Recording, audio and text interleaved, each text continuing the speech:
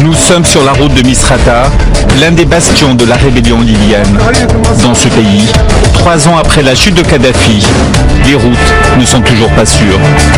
Nous sommes accompagnés par 2 hommes de la sûreté de la ville.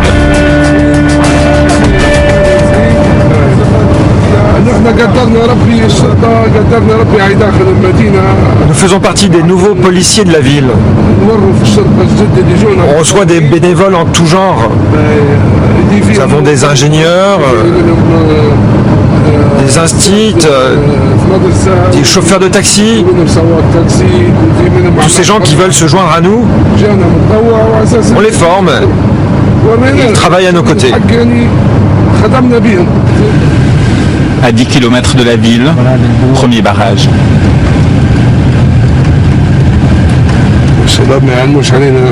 Regardez, les gars bossent, ils sont même pas au courant que nous sommes là.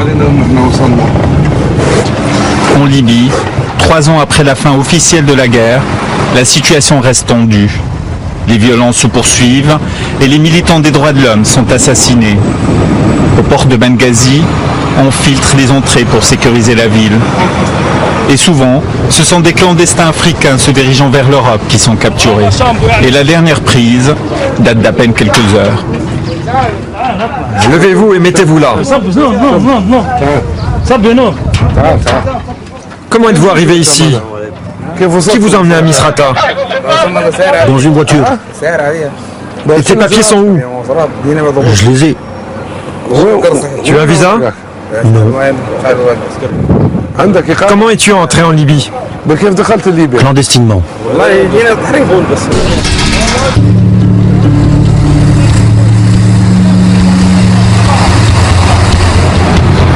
Nous poursuivons notre chemin vers Misrata.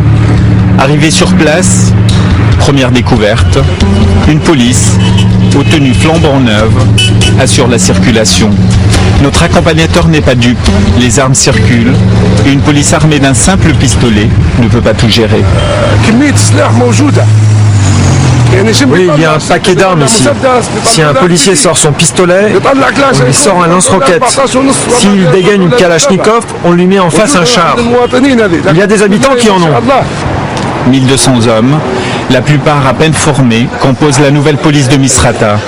L'État libyen est encore faible et les miliciens, comme les chefs de tribus, en profitent pour faire régner leurs lois. Pour le préfet de la ville, le danger vient de l'étranger.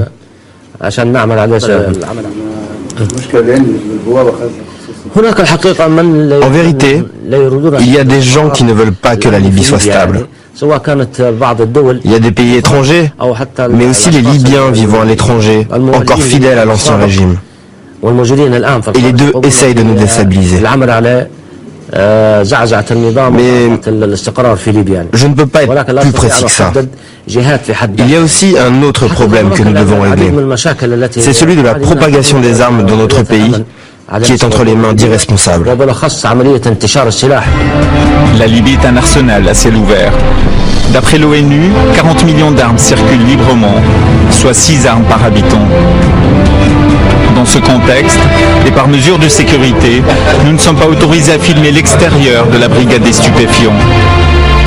Ce pays doit affronter un autre problème, le trafic de drogue. Les trafiquants ramènent tout ça du sud pour le faire entrer clandestinement en Europe. Nous n'avons pas les moyens pour bloquer tout ça.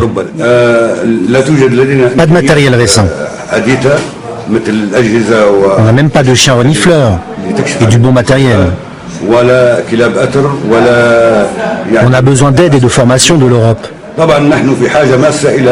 Nous avons 4000 km de frontières terrestres et 2000 maritimes. Nous n'avons pas les moyens de sécuriser ces frontières. Aujourd'hui, elles sont complètement ouvertes. Nous sommes livrés à nous-mêmes. Il n'y a personne pour stopper tout ça et protéger notre pays de ces drogues qui arrivent par tonnes chez nous et qui se dirigent vers l'Europe.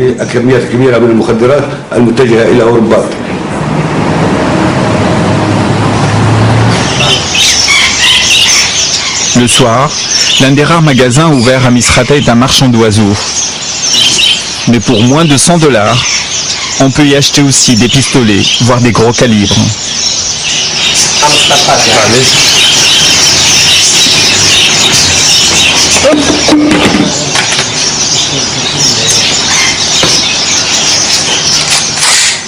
Je peux l'utiliser pour commettre un crime, comme pour simplement me défendre. À la base, c'est considéré comme une arme de chasse. Misrata est l'une des villes les mieux sécurisées de Libye. Et pourtant les armes, la drogue prolifèrent. L'avenir de la Libye dépend de ce que deviendront ou ne deviendront pas sa police et son armée. Deux institutions qui pourraient représenter l'unité du pays, ou au contraire, disparaître dans des conflits armés, tribaux, religieux et politiques.